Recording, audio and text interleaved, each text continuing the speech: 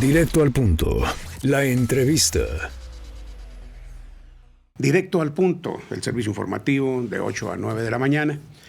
Y nos da muchísimo gusto porque, bueno, pues, la verdad no quisiéramos decirlo, pero en el poco tiempo que tenemos, hemos tenido ya una gran cantidad de participaciones, de personas que nos ven directo en el noticiario, y esto pues nos llena de gusto, de satisfacción, y nos hace sentir pues, un poco más firmes en los proyectos que hemos abrazado. Y este proyecto que hemos arrancado, informativo a través de las diferentes plataformas, que es lo que se impone. Ya la radio y la televisión están buscando estas plataformas porque es el futuro ya nos alcanzó. Y bueno, esta mañana nos da muchísimo gusto presentar a un hombre que se ha identificado en medios de comunicación, principalmente en la televisión, aunque el arranque periodístico de nuestro invitado fue en la radio. En la radio, con una gran fortaleza, porque se impuso de inmediato. Y fue donde se crearon las direcciones de noticias, empezando entonces en el famoso Radio Centro. Radio Centro, y luego después pasó a otra de las estaciones, en las cuales hizo muy popular también su programa, ya como director de noticias. Y eso pues también me da gusto saludarlo y destacarlo, porque además es parte de una formación personal. Exacto. Hablo del licenciado Alfredo Varela García. Licenciado, buenos días, gusto en saludar. Muy buenos días, don Héctor Javier Mendoza. Me da mucho gusto estar con Héctor Javier Mendoza por una razón muy específica. Fíjese que hace apenas 42 años yo llegué la primera vez a una cabina de radio y me encontré con Héctor Javier Mendoza Zuriate. Ahí dije, oiga, ¿qué es esto? ¿Cómo se trabaja esto? ¿Cómo se acerca el micrófono? ¿Cómo todo? Era la primera vez que yo llegaba a una cabina. Yo no conocía una cabina de radio.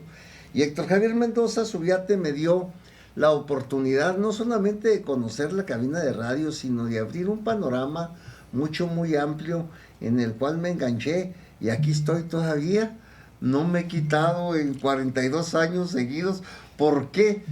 Porque bueno, pues a punto de cumplir 43 años en esto, y desafortunadamente no le hice caso a Pedro Morales Macías cuando cumplí mi primer año como director de noticias, que estábamos celebrando el primer año, y llegó Pedro Morales Macías y me dijo: esto es un cáncer que no hay oncólogo que lo cure. Váyase ahorita, renuncie ahorita y váyase de la radio, si no se va a morir dentro de una cabina de radio, si no se va ahorita. Pues no le hice caso y aquí ando todavía, fíjese nomás. Pero fue Héctor Javier Mendoza Zuriate el que me abrió el panorama y el que me explicó exactamente lo que era la cabina de radio, lo que era la operación en aquellos tiempos. Ya hace 43 años era pues muy diferente a la tecnología que estamos en este momento trabajando y que estamos utilizando, no solamente trabajando, utilizando en varios medios de comunicación. Y verdaderamente me da mucho gusto estar aquí con usted, porque fue precisamente pues una especie de padrinazgo. José Luis Bone Menchaca, Héctor Javier Mendoza Zuriate, Luis Vargas Luna, Armando Borjón Parga, fueron 4 de las personas que pues me trajeron aquí a este medio. No me quité a tiempo, no le hice caso a Pedro Morales Macías. Y aquí sí. Y aquí estoy. También Mario Legarreta me dijo: si no se quita a tiempo, dice yo, aquí se va a enganchar. Y me enganché por no hacerles caso ni a don Mario ni a don Pedro, ¿verdad? Fíjese, yo creo que acababa de salir de la universidad, ¿no? Acá sí. Por cierto, la primera generación de la primera generación aquí en Ciudad Juárez, la Facultad de Ciencias Políticas. La primera generación de Administración Pública y Ciencias Políticas. Ahí, sí. Acaba de salir y bueno, pues aquí ando todavía, fíjese nomás. Eso me da muchísimo gusto porque trabajamos juntos. Muy a gusto. La arranque en la radio informativa la compartimos. Sí, como. Y además, quien hoy me acompaña fue el primer director de noticias, no solamente del grupo, sino en Ciudad Juárez. Porque la radio era incipiente entonces en este panorama, en el panorama informativo. Muy incipiente en el programa informativo. Y pues el reto era muy grande. Lo saqué adelante gracias a la ayuda de Héctor Javier, de Borjón Parga, de Luis Vargas Luna, y con el apoyo abierto y completo del señor José Luis Bone Menchaca, que en gloria esté, al cual le agradezco pues la entrada, porque de un plumazo me nombró director de noticias. ¿Y eso qué es? Déjeme conocer primero una cabina de radio, le dije, y Héctor Javier me la mostró. Héctor Javier Mendoza, fíjate. Bueno, yo entonces era... Lo que era yo nunca había estado en una cabina de radio. ¿De verdad? ¿Así fue? Así, exactamente. Se le invitó para trabajar en aquel proyecto del Centro de Convenciones de las Américas. De las Américas. Centro de las Américas. Entré yo a trabajar. Porque la intención era dar un servicio informativo, sí, pero a la industria, que era particularmente la industria maquiladora. La industria maquiladora y fundar un periódico que se fundó y bueno, pues era muy completo el proyecto. Allí, ¿cómo estuvo la llegada a la televisión que lo hizo muy, muy popular? Lo convirtió en una figura importante. Cuando decide EXA irse, los EXAs de las fronteras norte, EXA de todas las fronteras, Tijuana, Laredo, Matamoros, Reynosa, Ciudad Juárez, entre ellos, que la acababa de comprar el grupo MBS, el grupo de los Vargas Guajardo. Fue la última que compró Ciudad Juárez, y cuando decide sus 10 estaciones de las fronteras, 10 estaciones FM de las fronteras, llevárselas a Estados Unidos, pues yo no tengo documentos para trabajar en Estados Unidos, no tengo residencia. La visa de trabajo me la daban lo más cercano para Dallas-Fort Worth, lo más cercano. ¿A qué se debe eso? A que, bueno, pues había muchas visas de trabajo por los alumnos que estaban egresando de UTEP y que estaba completo el trabajo de los medios de comunicación en El Paso, Texas. Entonces, en el momento que se va EXA a la vecina ciudad del Paso, El Paso, Texas, pues simple y sencillamente me llama el señor Sergio Cavada Alvirs y me dice, oye, ya no estás en EXA, ya no estás en el radio. No, se fue el viernes, le dije, me llama el lunes. Bueno, vente, intégrate a la televisión. Y pues... Sin embargo, los rangos eran importantes porque usted era el director de noticias. Sí, exactamente. Sí, y entré en calidad de reportero. Y entré en calidad de encargado de La Guardia en la televisión. De La Guardia. Me tocaba trabajar el 25 de diciembre, el 1 de enero, el Viernes Santo, bueno, los días festivos. Ni siquiera la semana completa. No, y ni siquiera la semana. No. Entonces, pues fue otra experiencia, muy ilustrativa, muy interesante, la televisión muy rápida, muy rápida la televisión. La televisión lo marcó. Y ahí estoy hasta la fecha, ahí estoy todavía, sigo en el radio, sigo exactamente en este tipo de medios de comunicación en YouTube, pero sí, el radio me marcó, ya lo dije, José Luis Bona y Héctor Javier Mendoza me marcaron para el radio. Y el radio, pues, es donde me he desempeñado más que incluso que en la televisión. Y vaya que en la televisión, pues, como reportero de guardia, pues me tocaba, lógicamente, 8 horas diarias, que en televisión es muchísimo, ¿no? 8 horas diarias, andar en la unidad de enlace global, buscando muertos, heridos, ejecutados, choques, heridos, secuestros. Todo lo que sucedía, violencia familiar, las nuevas taquerías, bueno, un todo, andar arriba de una unidad 8 horas, que era muy pesado, demasiado pesado. Me tocó inaugurar las unidades de enlace global y fui el primer reportero que se subió a una unidad de enlace global. La unidad de enlace global en televisión tiene una función muy específica porque va uno siempre a cuadro. O sea que a uno lo están viendo las 8 horas allá a cuadro. Entonces, hoy hay un evento en tal parte y tienes 15 minutos para llegar. Máximo, si está muy lejos. Pásate altos, pásate rojos, pero llegas. Porque la primicia en la noticia era y sigue siendo. La radio es un tanto diferente, sí, sugestiva. Sí, exactamente. La radio es imaginación. Es imaginación. Lo que usted está diciendo, claro. Lo importante es tratar de llevar hacia el auditorio lo que usted está viendo. Exactamente. Eso es algo maravilloso que se le da y se le da muy bien. Porque Alfredo Varela no solamente tiene una magnífica memoria, una cabeza, ¿verdad?, en la cual almacena muchísimos datos, sino tiene esa facilidad de exponerlos. Es usted un magnífico conversador. No, pues, ¿qué voy a decir de usted? Que pues yo le seguí su ejemplo en la radio y verdaderamente me ha servido mucho los consejos de Héctor Javier Mendoza Oviate.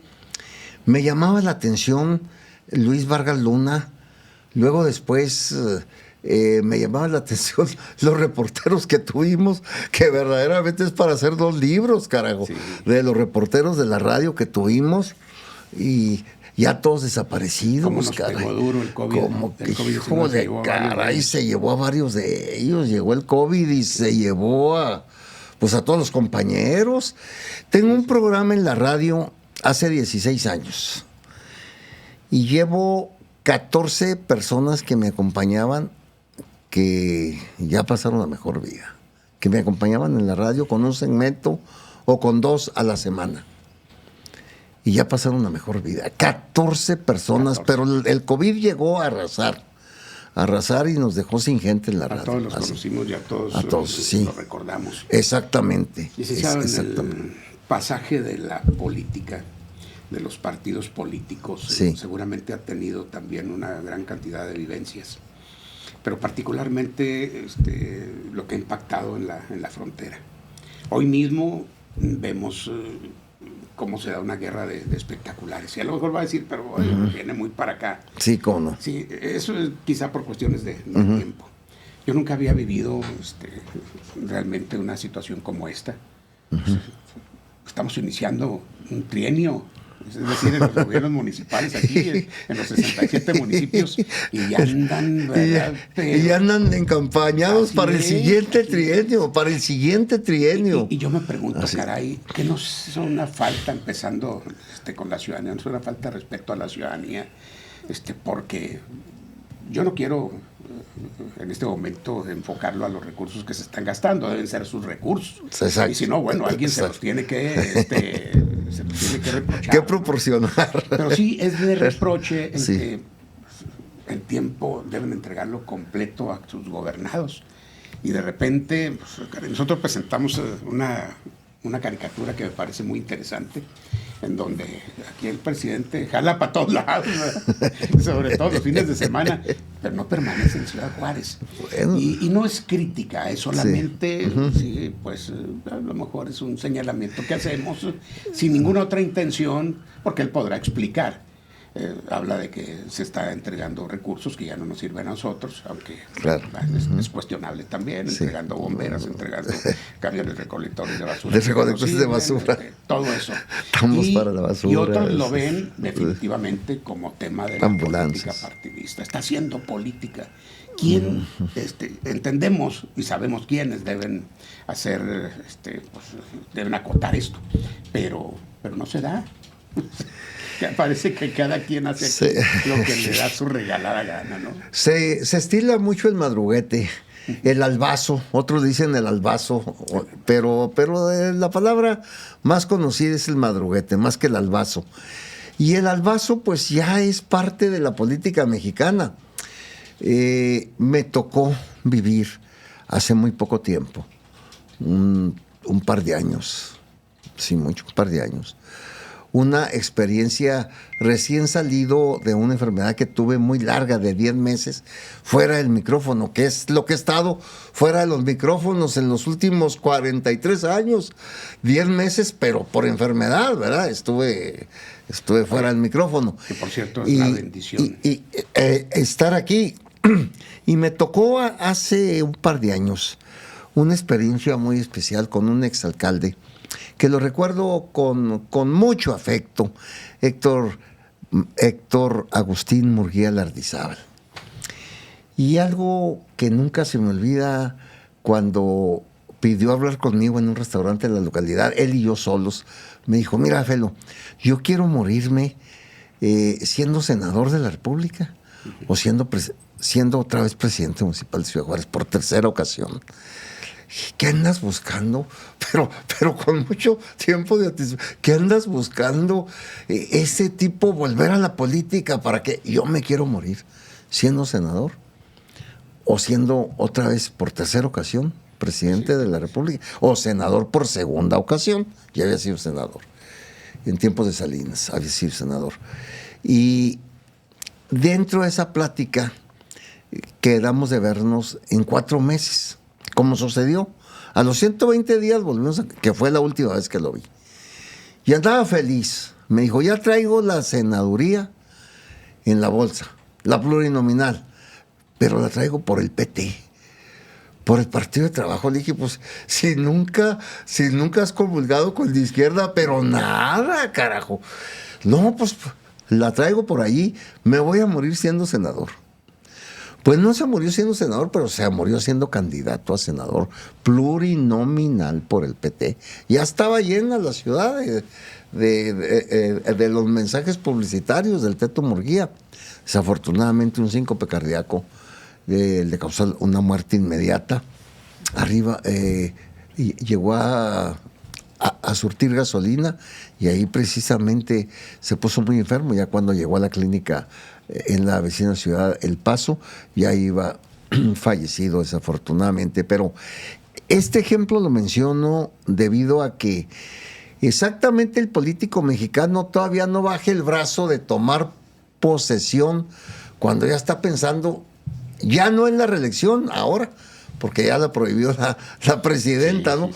Pero anteriormente que se podía la reelección, pues ya estaba pensando mínimo en la reelección, si no es que en la posición arriba que sigue.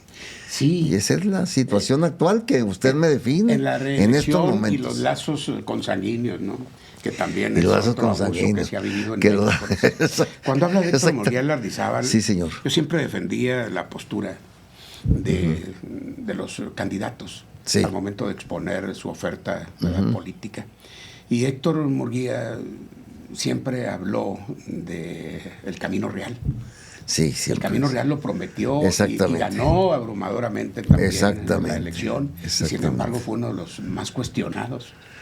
Exactamente. Quiere decir que como electores no sabemos hacer las cosas, no sabemos votar, vamos. Sí, cierto, o sea, votamos por una cosa y luego después estamos haciendo un reclamo. Cierto. Y dice usted, caray, ¿qué pasa? Hace un momentito pasaba una nota. Sí. Héctor Murguía es parte importante de la ciudad. Y yo decía que en muchos aspectos, como en el aspecto seguridad, está un antes y después de Héctor Murguía con Julián Leizaola.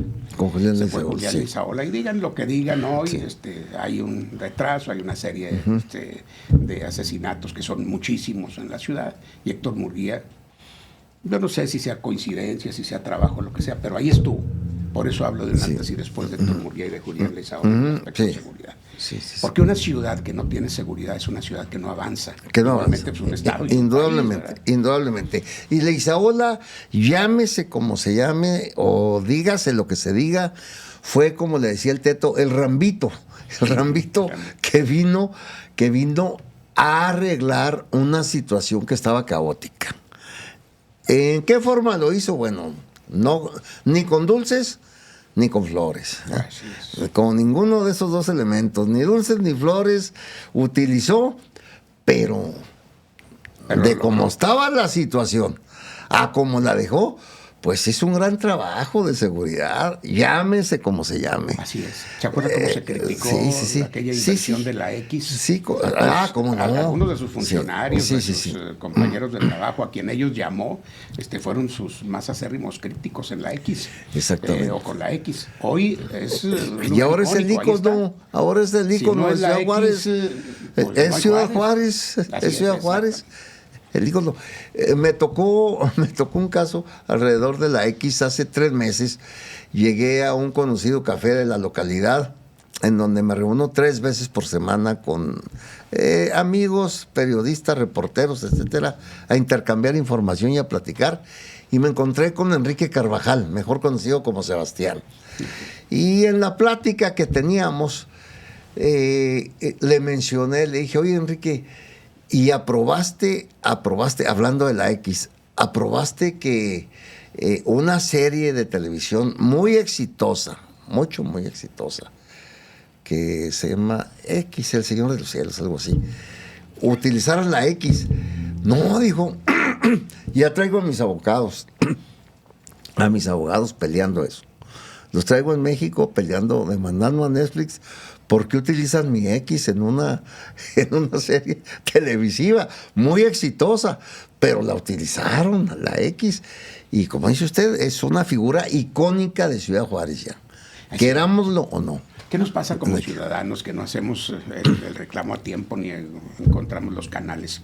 Habiendo tantos canales, empezando por los medios de comunicación. Hace un momentito, cuando me dijeron que usted estaba allá en nuestras instalaciones, en la oficina. Estaba usted hablando de algo muy especial y lo estaba escuchando con mucha atención.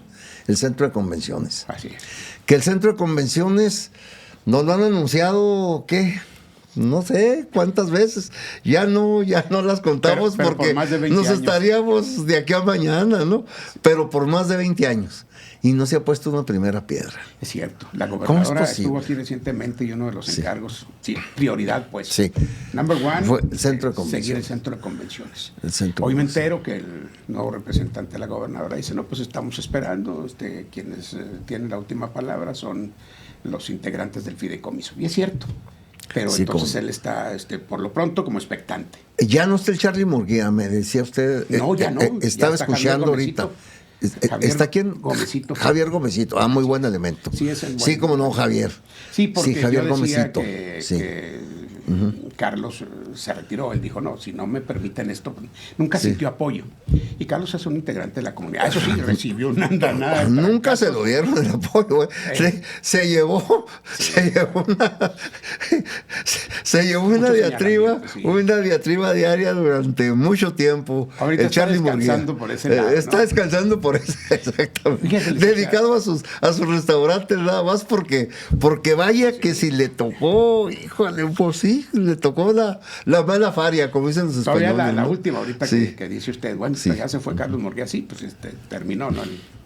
En el fideicomiso, pero él dijo, si no se aprueba este proyecto, yo ya me voy, ¿qué estoy haciendo aquí? Porque si no, nada más van a pasar otros 20 años. Exactamente, otros 20 años. Las cosas que tienen sentido y donde hay la motivación y el deseo de lograrlo, se hace. Ahí está Chihuahua, cara. ¿Cuántas veces incluso lo han reorganizado, han hecho adiciones? En fin, Chihuahua pues está llevando una gran cantidad de recursos a través de los eventos que nosotros mencionábamos. Pero somos a veces tan apáticos o quizá desconocedores. No sé hasta dónde influya el que Ciudad Juárez es una ciudad en la que hoy recibe una gran cantidad de gente que no ha sido nacida en Juárez y que supuestamente por eso hay menos arraigo y cosas como eso. Yo digo que esta ciudad que si no nos vio nacer, nos recibió con los brazos abiertos y aquí vivimos. Así miles de personas nos quedamos, aquí han nacido nuestros hijos, aquí formamos la familia, en fin. Pero nos falta ser más participativos. Llegan los políticos y hacen con nosotros lo que quieren. Nos mienten, nos roban, ¿cierto? Porque bueno, yo no sé si puedo expresar. La palabra robar. Pero esa es la verdad, le han metido la mano al cajón, en fin. Y volviendo con Teto Murguía, ahí en la X hicieron una concha acústica, que también estaba mencionando algo, y a manera de crítica inclusive. Es una idiotez que hoy se hable de que no hay espacios culturales, cuando los tenemos. En otras ciudades aprovechan las conchas acústicas y en el centro de la ciudad. Nosotros tenemos ahí la X y la concha acústica que se utiliza para que vayan a tocar todos. Pero generalmente para eventos de tipo político partidista, dice usted, caray. Que no podemos utilizarlo en cultura. Debemos crecer culturalmente también. Tenemos el lugar, pero no tenemos la suficiente promoción y apoyo de los gobiernos. Desafortunadamente, todo lo que ha dicho usted está al 100% de cierto. Hace 50 años llegaba uno a la ciudad de Monterrey. Voy a mencionar 3 ciudades. A la ciudad de Zacatecas y a la ciudad de Chihuahua. Y decía uno, estamos en la gloria, en Ciudad Juárez, carajo. Monterrey, se preguntaba uno, ¿esta es la ciudad industrial de México? Este pueblo contaminado es la ciudad industrial de México. Estoy hablando hace 55 años en Monterrey. Sí, que decían, bueno, híjole, caray, pues cómo estamos atrasados en México, ¿verdad? Volví a los 20 años y no conocía yo la ciudad que había estado 20 años antes. Después de que Alfonso Martínez Domínguez y el Grupo Monterrey se ponen de acuerdo para hacer la macroplaza más grande del mundo, más grande que la Plaza Roja de Moscú, más grande que el Zócalo de la Ciudad de México, más grande, la ciudad más grande, la plaza más grande del mundo. Más grande que la de Buenos Aires, la de Beijing, la de Monterrey.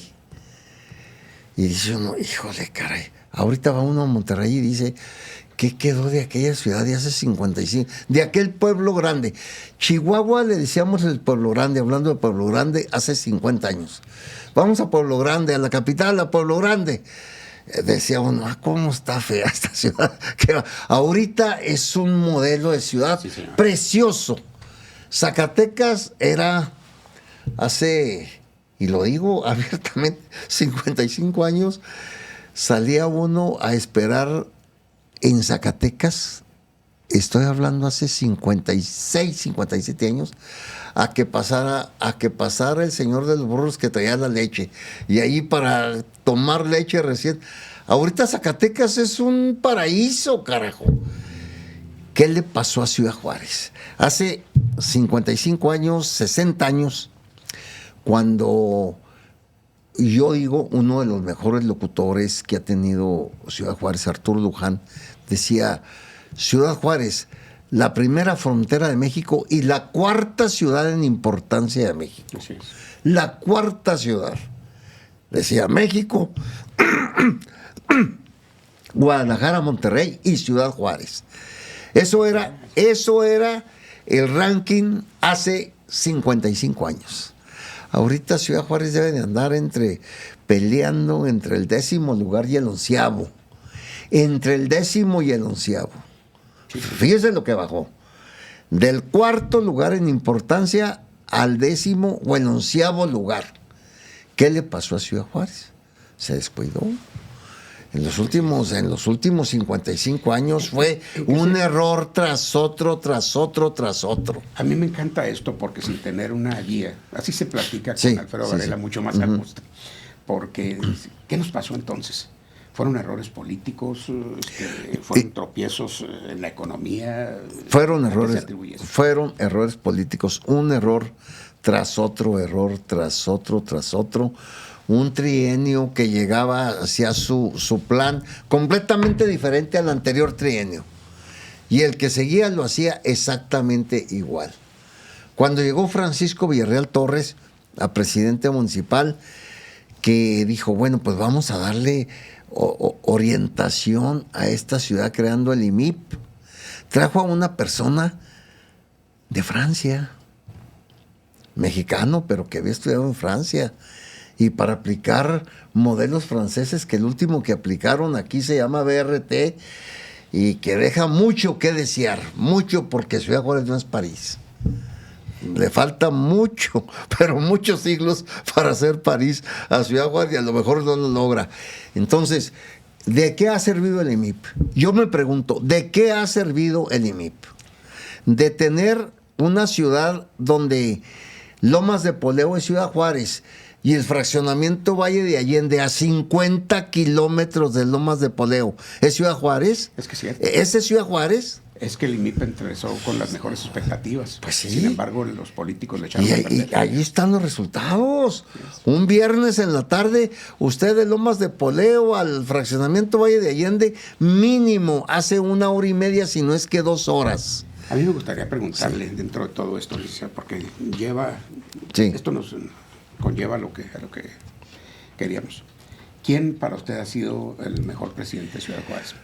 Por lo que Sí. ya mencionó, bueno, pues deduzco Sí. Que pudiera ser uno de los... Yo admiro mucho a Francisco Villarreal Torres por una situación muy especial.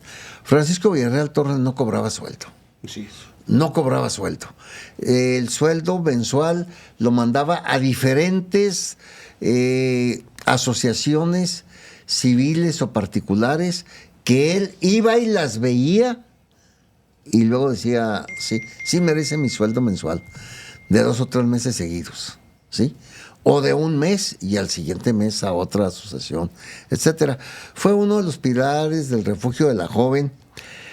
El hecho de que no haya cobrado sueldo y que haya tenido una personalidad, a la hora que platicaba yo con él, me llamaba mucho la atención un presidente municipal que decía, fíjate, no escucho noticias de radio, no veo noticias en la televisión, ni compro ningún periódico, yo leo los clásicos, eso es lo que leo yo.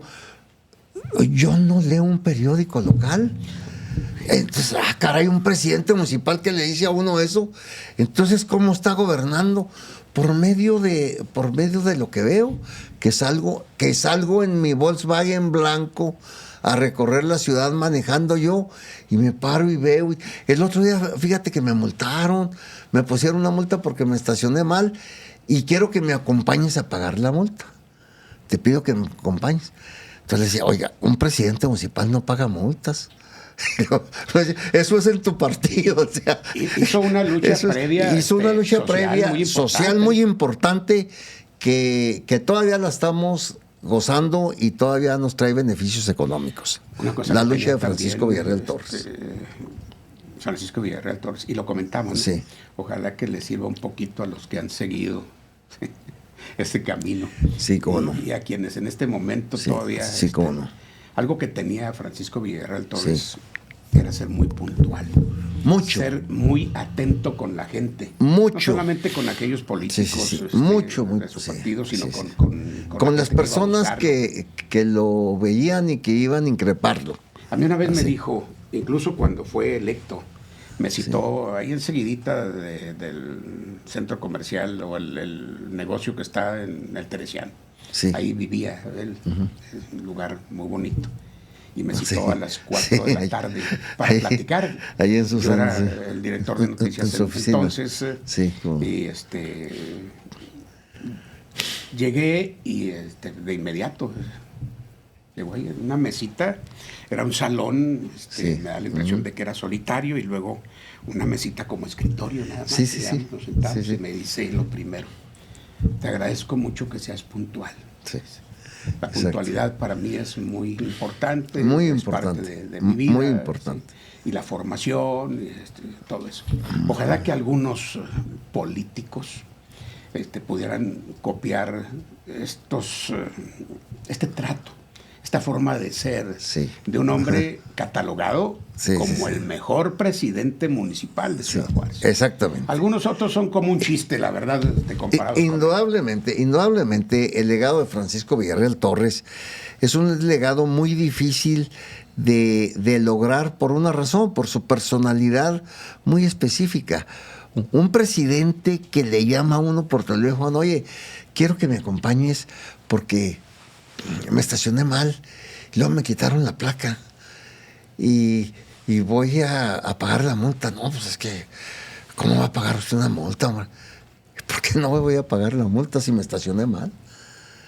Entonces, pues va a haber la dificultad que va a haber. Dije, va usted a sufrir en estos momentos. Sí, lo acompaño con mucho gusto. Llegamos, sale el jefe de la dependencia: señor presidente, ¿qué anda haciendo? Pues es que me multaron. ¿Pero cómo que? Permítame traerle su placa. No, ¿por qué me la vas a traer tú? Si vengo a pagar la multa. Y luego la señorita de la caja le decía: es que no le puedo cobrar. Bueno, ¿por qué no me puedes cobrar? Decía, explícame por qué no me puedes cobrar si me estacioné mal. Ya estoy cansado de explicar que me estacioné mal y me quitaron la placa.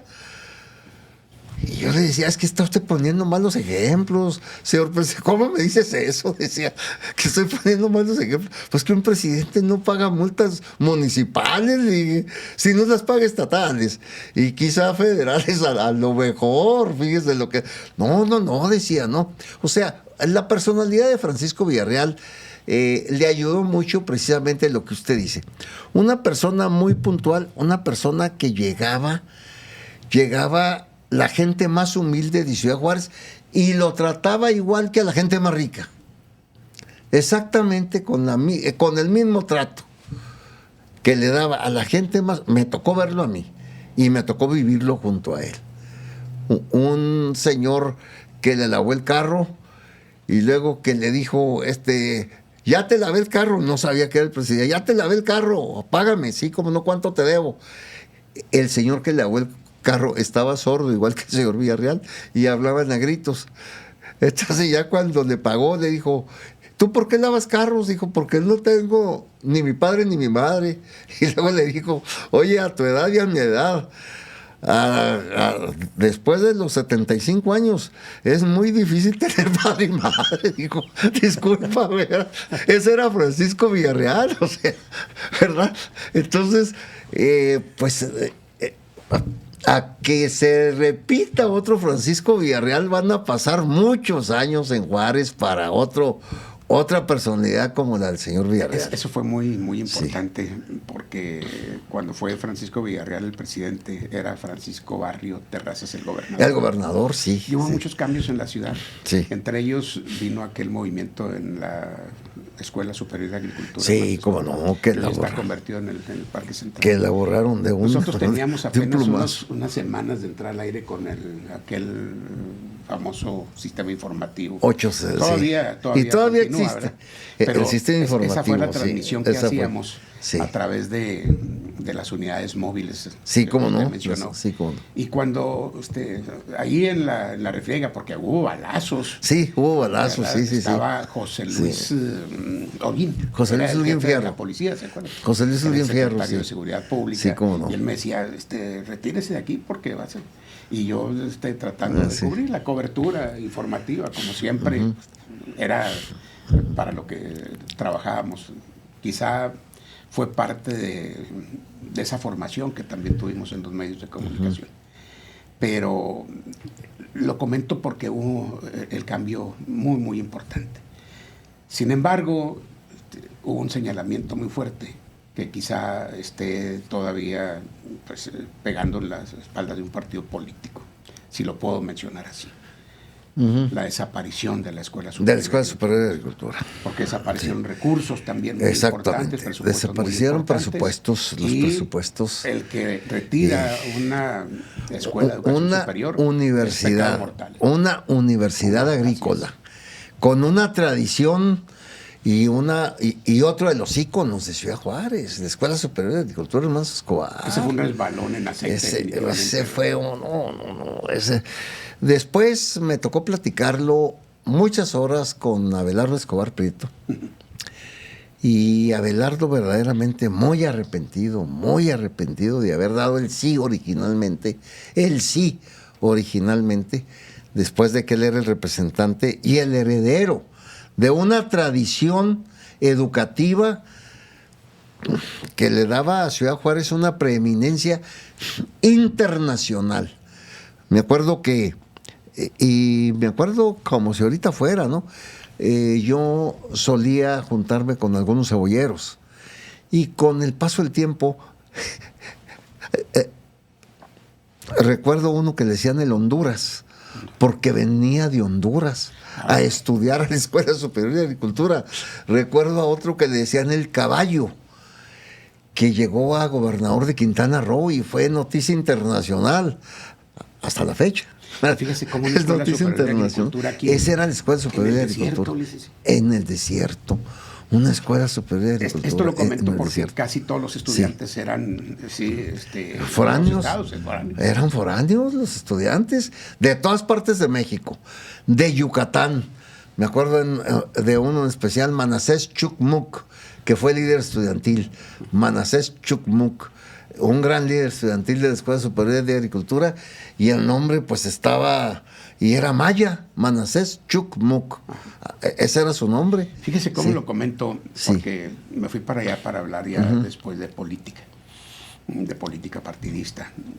Después de eso vinieron años asiagos para la ciudad. Sí, cómo no. 2000, y luego 2010, 2011. 2010, el año del imagínense. infierno. 2010, el año del infierno. 2010. Así es, a nivel nacional, exactamente. a nivel estatal y a nivel local. Las influencias, o sea, quiénes y cómo han venido trabajando para quitar esa imagen tan negativa de nuestra ciudad, o ya quedó en el olvido porque el paso de los años le echó el polvito natural. El último alcalde que hizo por quitar la imagen, y se me hace que invirtió pues una buena cantidad de dinero que no dio resultado, fue Gustavo Elizondo Aguilar.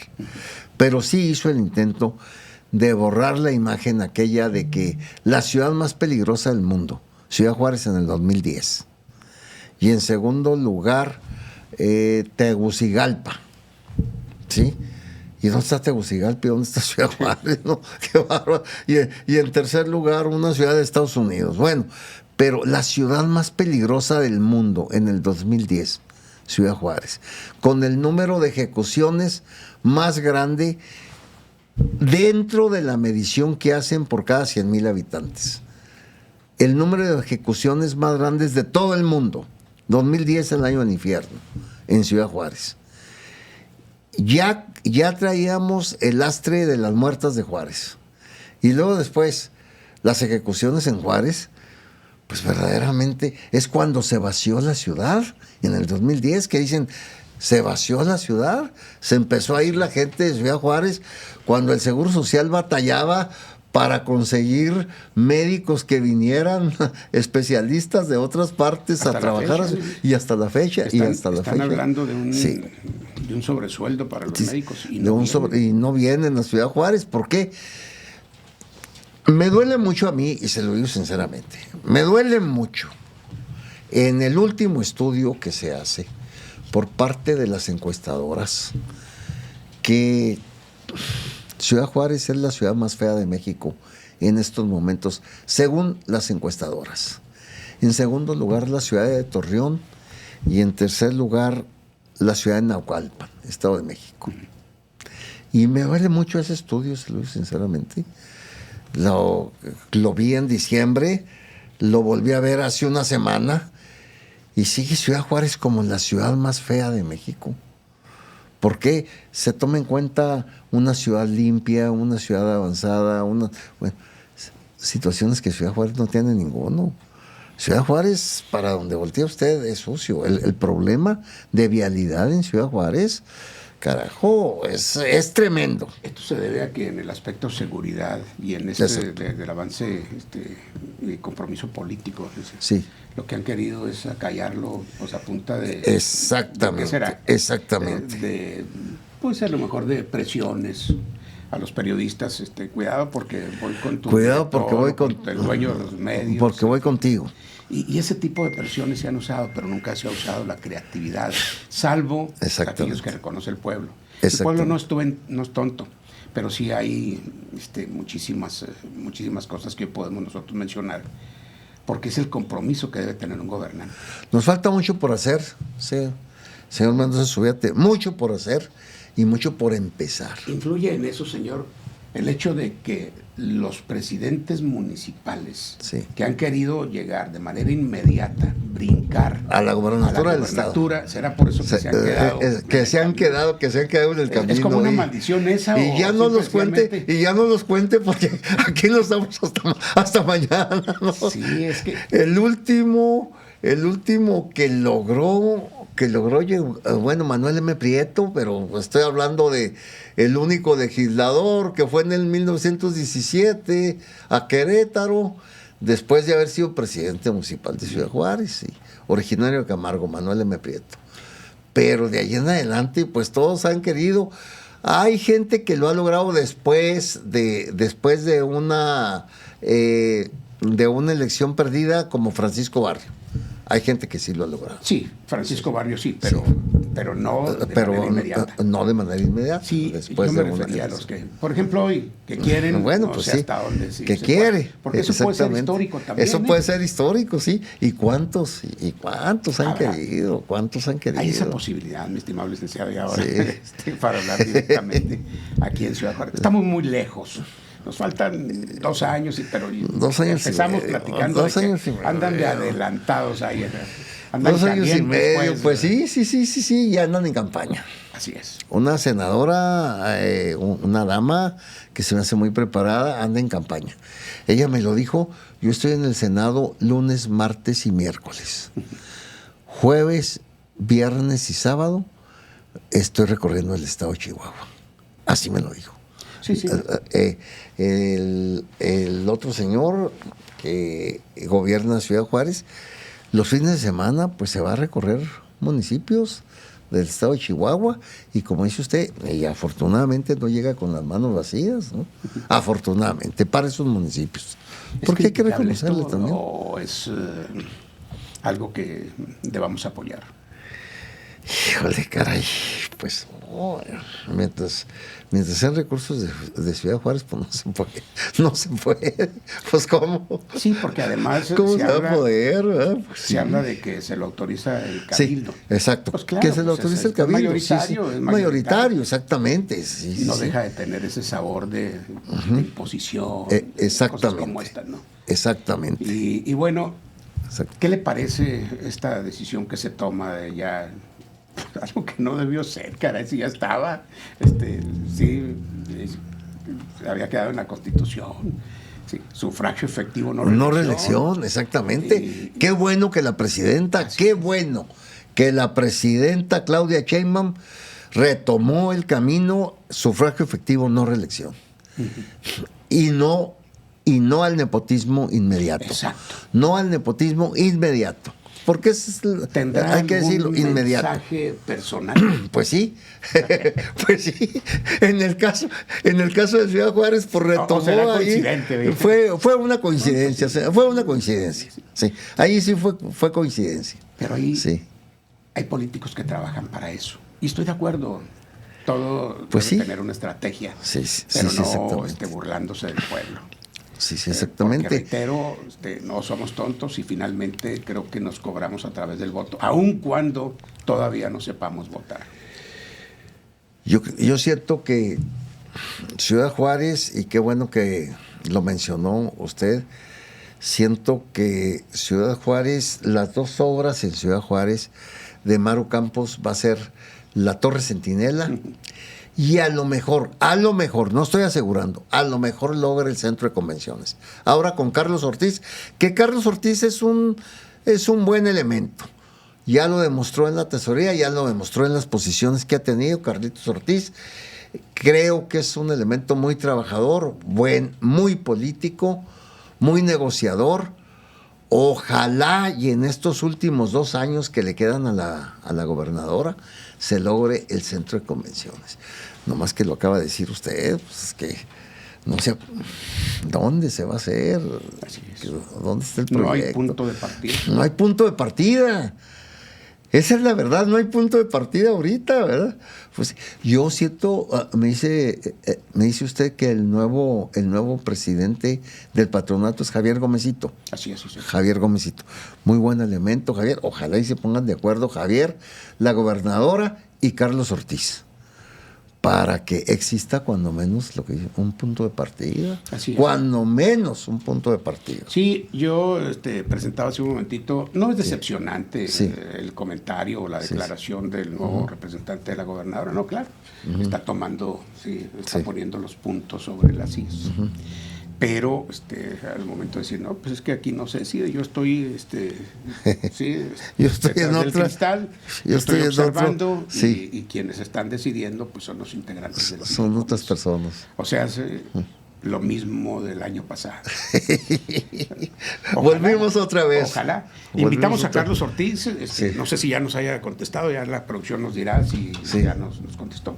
Punto, sí, importante Sí, ¿cómo? es el trabajo y sobre todo la indicación directa que hizo la gobernadora. Exacto. Eso es precisamente al anunciar esos cambios. Exacto, exactamente. ¿Eran necesarios los cambios, licenciado? Dijo la gobernadora que sí. Yo estaba contento con Óscar Ibáñez, mi amigo personal. Mi amigo personal.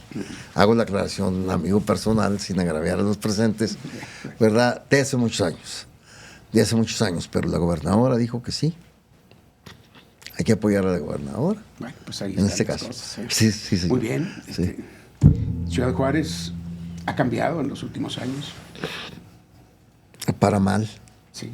O sea que sigue habiendo más baches, sigue habiendo menos alumbrado público, sigue siendo un desorden vial, semaforización retrasada, en fin. Dígame, ¿por dónde empieza? En una ciudad que, caray, Pero le los falta políticos- todo, le falta un todo. Pero los políticos están en primer lugar. Le falta un todo. Sí, pero bueno, pero los políticos, porque sabemos cómo se manejan las encuestas. Pues sí. Y cómo se manejan y cómo se realizan. Deje usted las encuestas. Entonces, pues es la cosa, señor Mendoza. Desafortunadamente. Caray, sin embargo, bueno, pues ¿Hay qué? como dice el dicho, ¿no? Sí.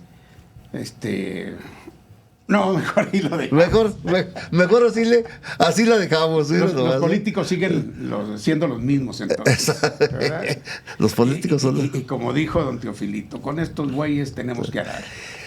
Acuérdense, ya para terminar, Eso no lleva a ningún- eso no es ofensivo, acuérdese la entrevista del reportero de Life a Nikita Khrushchev, cuando le dijo, oiga, el pueblo ruso, no, yo digo esto y yo hago esto, y lo increpó el periodista, le dijo, oiga, ¿y el pueblo?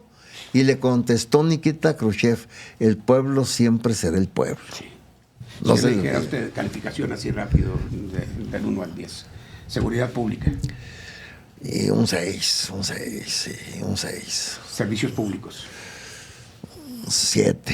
obra pública, 6, sí. educación y cultura. No sé, 5. No sé cuál educación y cuál cultura. Credibilidad política. Híjole, caray. Pues a punta de encuestas que lo acaba de mencionar usted, pues un 7.5. A punta de encuestas, ¿eh? Y A en una, punta de y en una encuestas. realidad, su realidad. Híjole, caray. No, pues ahí sí. Ahí sí me reservo el número de calificación. Directo al punto. Con Héctor Javier Mendoza.